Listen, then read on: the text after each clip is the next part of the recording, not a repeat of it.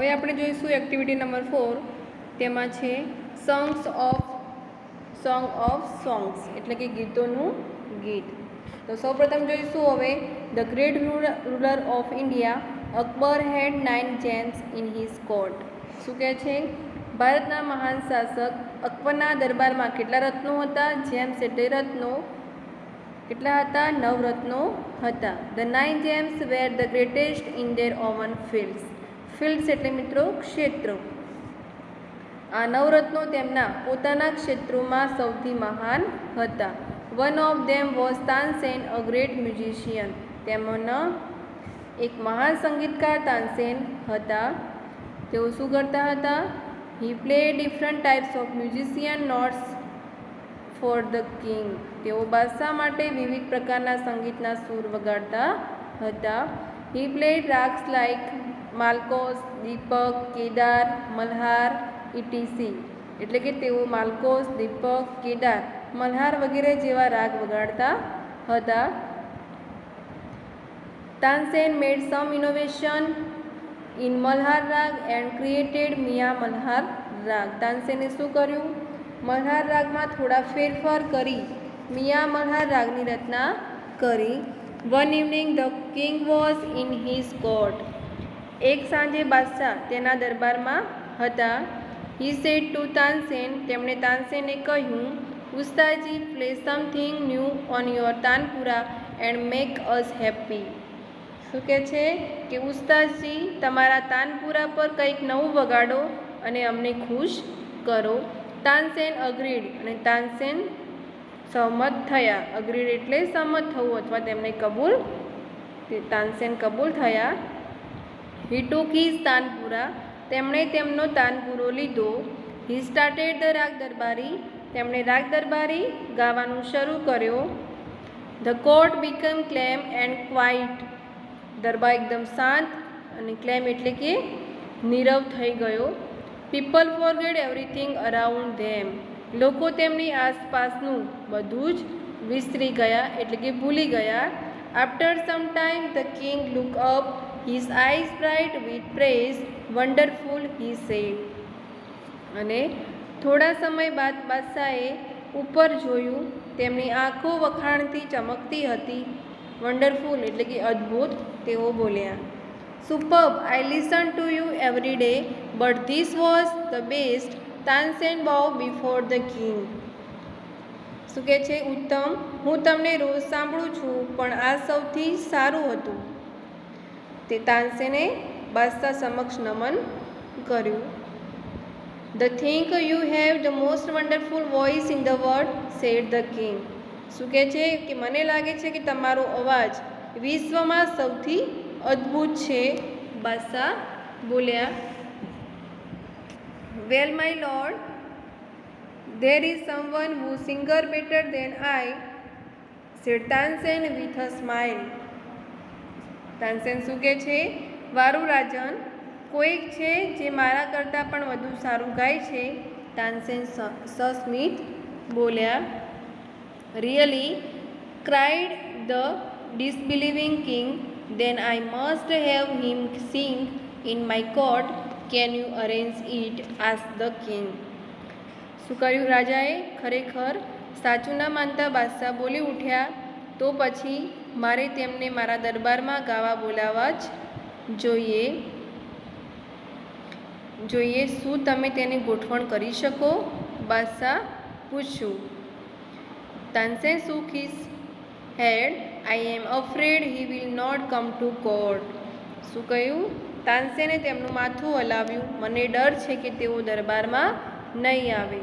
What, even if he hears that the king himself requests him? No, not even then. No, not even then એટલે કે ના તો પણ નહીં. Akbar was કે શું રાજા પોતે વિનંતી કરે છે કે તેમને ખબર પડે તો પણ નહીં આવે? કે નો, નોટ ઇવન ધેમ એટલે કે તો પણ તેઓ નહીં આવે. Akbar was very eager to meet him. અને અકબર તેમને મળવા બહુ આતુર હતા. વેરી વેલ ઉસ્તાદજી, said the king with a smile. He look into Tansen eyes. કે સારું ઉસ્તાદજી, બાદશાહ બોલ્યા. તેઓ મલક્યા અને તાનસેનની આંખોમાં જોયું. If he doesn't come here, I shall go to him myself. Will you take me to him? asked the king. શું કહ્યું કે જો તેઓ અહીં ન આવે તો હું પોતે તેમની પાસે જઈશ અને તમે મને તેમની પાસે લઈ જશો?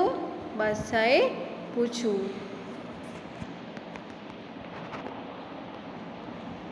Yes, but you do not go there as the king, said Tansen. તાનસેને શું કહ્યું કે હા, પણ તમે ત્યાં બાદશાહ તરીકે નહીં જાઓ. તાનસેન બોલ્યા. I shall go as a humble lover of music, said the king. કે હું સંગીતના એક નમ્ર ચાહક તરીકે જઈશ. બાદશાહ બોલ્યા. સંત હરિદાસ વોઝ ધ મેન. કે તે વ્યક્તિ સંત હરિદાસ હતા. તાનસેન ટોલ્ડ અકબર અબાઉટ હિમ. અને તાનસેને અકબરને તેમના વિશે કહ્યું. હી વોઝ તાનસેન્સ ગુરુ. કોણ હતા સંત હરિદાસ? તાનસેનના ગુરુ હતા. He live a very simple life. તેઓ સાદું જીવન જીવતા હતા. He was devoted to music and to lord Krishna. તેઓ સંગીત અને શ્રી કૃષ્ણને સમર્પિત હતા. He live in Vrindavan in a hut on the bank of river Yamuna. Hut એટલે મિત્રો ઝૂંપડી. કે તેઓ વૃંદાવનમાં યમુના કિનારે એક ઝૂંપડીમાં રહેતા હતા. His disciplines were Baiju Bawra and Tansen. કે બૈજુ બાવરા અને તાનસેન તેમના શિષ્યો હતા. When Tansen and the king reach the place, Sant Haridas was busy with his daily routine. કે જ્યારે તાનસેન અને બાદશાહ તે જગ્યાએ પહોંચ્યા, સંત હરિદાસ તેમના રોજિંદા કાર્યોમાં વ્યસ્ત હતા. હી ગ્રીટેડ બોથ. ગ્રીટેડ એટલે અભિવાદન કરવું. તેમણે બંનેનું અભિવાદન કર્યું. When they requested him to sing. અને જ્યારે તેમણે તેમને ગાવાની વિનંતી કરી. He smile and said. તેઓ મલક્યા અને બોલ્યા. I am not a great musician. કે હું મહાન સંગીતકાર નથી. I sing as you sing. કે હું તમારા જેવું જ ગાઈ શકું છું. I left singing many days ago, so I can't sing properly. શું કહે છે કે મેં ઘણા દિવસો અગાઉ ગાવાનું છોડી દીધું છે, તેથી હું બરાબર ગાઈ શકતો નથી. Tansen his favourite disciple could not persuaded him to change his mind. શું કહે છે? તેમના માનીતા શિષ્ય, ડિસાઇપલ એટલે શિષ્ય, માનીતા શિષ્ય તાનસેન પણ તેમને તેમનો નિર્ણય બદલવા મનાવી શક્યા નહીં. However Tansen knew how to get round him. અને પછી પણ તાનસેને તેમની સાથે કામ કઈ રીતે પાર પાડવું તેની ખબર હતી. He offered to sing before his guru. અને તેમણે તેમના ગુરુ સામે ગાવાનો પ્રસ્તાવ મૂક્યો. Then as Tansen sang he made some mistake again and again. અને પછી તાનસેને ગાતા ગાતા અમુક ભૂલ વારંવાર કરી. That's not the right note. શું કહે છે કે તે સૂર બરાબર નથી. તાનસેન ક્રાઇડ હિઝ ગુરુ. તાનસેન તેના ગુરુ બોલી ઉઠ્યા. What has happen to you, said the guru. તને શું થઈ ગયું છે? ગુરુ બોલ્યા. Tansen pretend not to understand. કે તાનસેને કંઈ ન સમજવાનો ઢોંગ કર્યો. He made same mistakes again. અને તેણે ફરીથી તે જ ભૂલ કરી. સંત હરિદાસ વોઝ એંગ્રી. અને સંત હરિદાસ ગુસ્સે થઈ ગયા. He took the tanpura from Tansen hand. અને તેમણે તાનસેનના હાથમાંથી તાનપુરો લઈ લીધો. હી sang the raga Darbari in the right way. તેમણે યોગ્ય રીતે રાગ દરબારી ગાયો. He went on to the next and the next. અને તેઓ એક પછી એક રાગ ગાવા લાગ્યા. The sweetness of his voice spread all around. અને તેમના કંઠની મધુરતા ચારે બાજુ ફેલાઈ ગઈ. Both the king and the Tansen forget where they were. અને બાદશાહ અને તાનસેન બંને ફોરગેટ વેર દે વેર એટલે કે તેઓ ક્યાં હતા તે પણ ભૂલી ગયા. The king realise that Tansen was એટલે કે બાદશાહને સમજાયું કે Tansen right. Tansen was right એટલે કે તાનસેન સાચા હતા. He had certainly never heard any music like this before. તેમણે ખરેખર આવું સંગીત પહેલાં સાંભળ્યું ન હતું. હી સેડ તેઓ બોલ્યા આઈ અગ્રી એટલે કે હું સંમત છું. Sant Haridas is the greatest musician કે સંત હરિદાસ સૌથી મહાન સંગીતકાર છે. No other musician is so great as him કે તેમના જેવો મહાન બીજો કોઈ સંગીતકાર નથી. દે વોક બેક સાયલેન્ટલી કે તેઓ શાંતિથી પાછા ચાલ્યા. Then the king broke the silence પછી બાદશાહે શાંતિનો ભંગ કર્યો. Why can't you sing like him ઉસ્તાદજી કે તમે તેમની જેમ કેમ ગાઈ શકતા નથી ઉસ્તાદજી. તાનસેન સ્માઇલ શહેનશાહ I sing at your command the command of the king of Hindustan. શું કહે છે?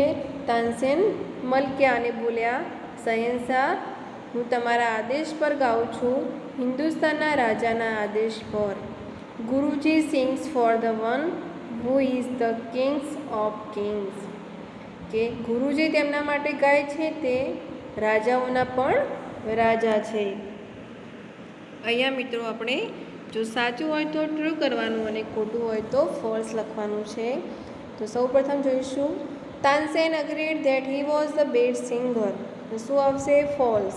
સંત હરિદાસ લીવ ઇન અ હટ. સંત હરિદાસ શેમાં રહેતા હતા? ઝૂંપડીમાં. તો શું આવશે? True.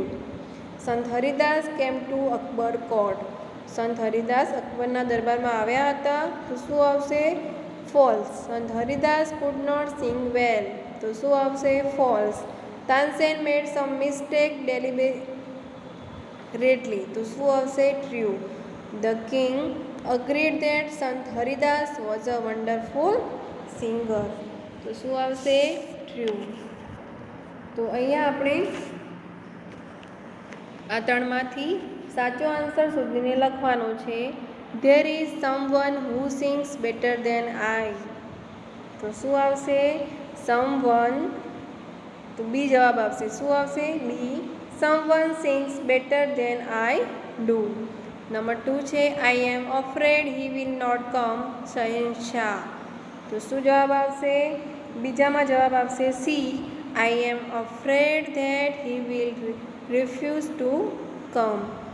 Number 3 but Tansen knew how to get round him. ત્રીજામાં શું જવાબ આવશે? બી આવશે. Tansen knew how to get Sant Haridas to sing. તો વિદ્યાર્થી મિત્રો વધુ આપણે આવતા લેક્ચરમાં જોઈશું. Thank you.